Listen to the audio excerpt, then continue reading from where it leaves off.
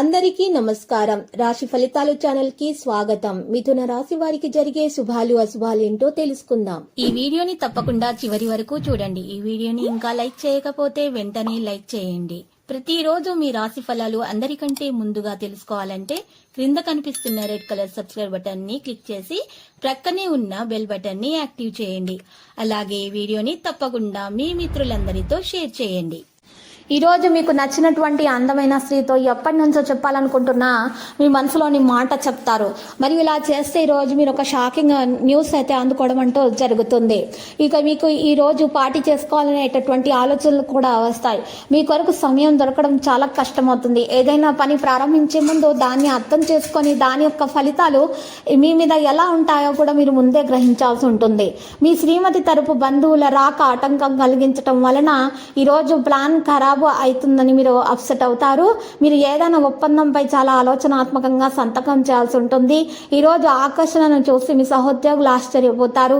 ఈ రోజు అపరిస్థితుల పట్ల జాగ్రత్తగా ఉండాలి. ఉద్యోగ యత్నాలు కలిసి వస్తాయి. ఈ రోజు పుణ్యక్షేత్రాల దర్శనం వల్ల మానసిక ప్రశాంతత చెందుతారు. కుటుంబం అంతా సంతోషంగా కాలక్షేపం చేస్తారు. సమాజంలో మంచి పేరు సంపాదిస్తారు. పిల్లలతో జాగ్రత్తగా ఉండటం మంచిది. మరిన్ని విషయాలలో కూడా జాగ్రత్త వహించాలి. రాజకీయవేత్తలు, కళారంగాల వారికి ప్రభుత్వం నుంచి ఆహ్వానాలు అందుతాయి. మహిళలకు ఆరోగ్య విషయాలు జాగ్రత్తగా ఉండాలి.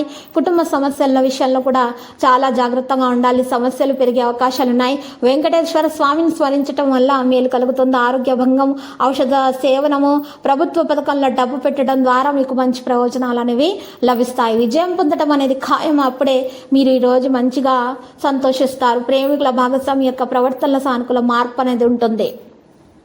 ఈ రోజు చూసినట్లయితే అదే విధంగా అనుభవాలను పొందబోతున్నారు.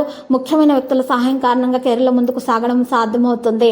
సానుకూలమైనటువంటి ఆహ్లాదకరమైనటువంటి సమయం కూడా గడవబోతుంది. లక్కీ సంఖ్య 63, లక్కీ కలర్ గులాబీ. పరిహారంలో చూసినట్లయితే శ్రీ వెంకటేశ్వర స్వామి ఆలయ దర్శనం చేసుకొనట, మరియు పిల్లలకు చాలా మంచి విషయం పాలతో చేసినటువంటి ఆహార పదార్థాలను పంచిపెట్టడం ద్వారా మీ దోషాలు పరిహారం అవుతాయి. అంతా శుభప్రదంగా గడిచిపోతుంది.